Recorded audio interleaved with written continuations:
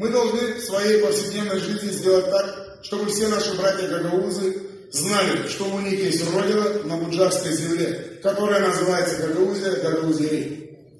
Если бы не была провозглашена Гагаузская республика 19 августа 1990 года, то не было бы Гагаузия, которая была юридически оформлена 23 декабря 1994 года.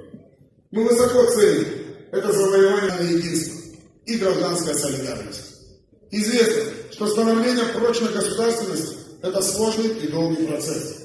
Для этого надо воспитывать и готовить настоящих патриотов, высокопрофессиональных кадров, за которыми будет стоять будущее гагаузской государственности.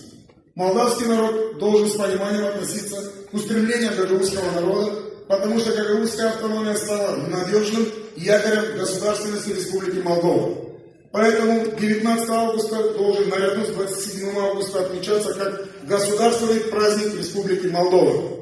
Он должен быть праздником для руководства страны и для всех государственников Молдовы, кто считает Республику Молдова независимым и суверенным государством.